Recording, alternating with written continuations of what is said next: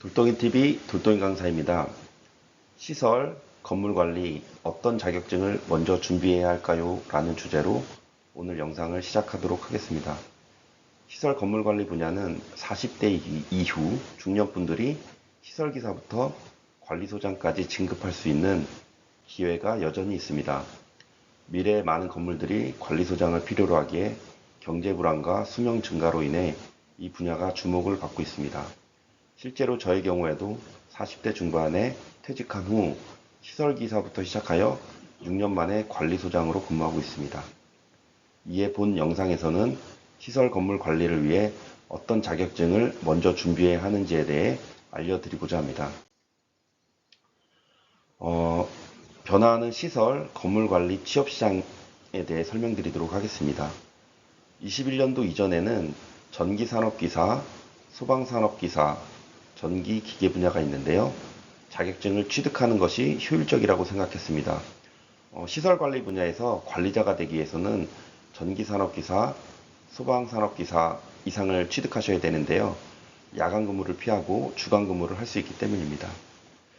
21년도에는 많은 변화가 있었는데요. 기계설비법 제정으로 기계설비 유지 관리자 선임이 건물 규모별로 필수 인력이 되었습니다. 이로 인해 법적 선임 자격증의 우선순위가 바뀌었습니다. 24년 현재 기준으로는 전기산업기사가 여전히 가장 중요한 자격증으로 여겨지고 있고 기계설비법으로 인해 소방 자격증의 위상이 좀 떨어지는 계기가 되었습니다. 전기산업기사 여전히 가장 중요한 자격증. 전기산업기사가 중요한 이유는 필수 법정 자격증으로서 전기안전관리자가 되기 위한 법정 필수 자격증입니다. 전기 자격증의 힘은 전기 분야의 실력과 전문성을 인정받을 수 있기 때문입니다. 여전히 최우선 자격증으로 기계설비법 제정으로 인한 변화에도 불구하고 전기산업기사는 여전히 가장 중요한 첫 번째 자격증입니다. 소방 자격증의 위기가 왔는데요. 21년도 이전에는 돌덩이 강사도 마찬가지로 전기산업기사를 취득하고 소방설비 산업기사 전기 기계 분야를 모두 취득을 했는데요. 이 두 가지가 있어야 소장이 될 수 있었기 때문입니다.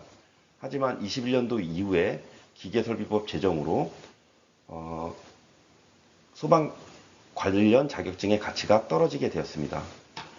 소방 자격증의 가치가 떨어진 이유는 전기소방 겸임이 제한이 되었기 때문에 23년도부터 적용되어 전기소방 겸임 관련 채용이 줄어들었습니다. 그래서 전기기계 선임을 선호하는 추세가 되었습니다. 기계설비 유지관리자의 부상. 기계설비 유지관리자라는 제도가 21년 생기면서 급여가 상승되었습니다. 기계설비 유지관리자의 급여가 빠르게 높아지고 10층 이상 건물에는 기계 초급부터 특급까지 자격 취득자를 의무적으로 채용해야 하기 때문입니다. 기계설비법 제정으로 기계설비 유지관리자의 수요가 증가했습니다. 고급 대상 이상의 건물은 보조자까지 채용해야 하는 기준이 생겼기 때문입니다. 기계설비 유지관리자는 앞으로도 지속적인 수요가 예상됩니다. 2023년 이전과 이후의 시설 관련 법정 자격증 우선순위를 개인적으로 만들어 보았는데요.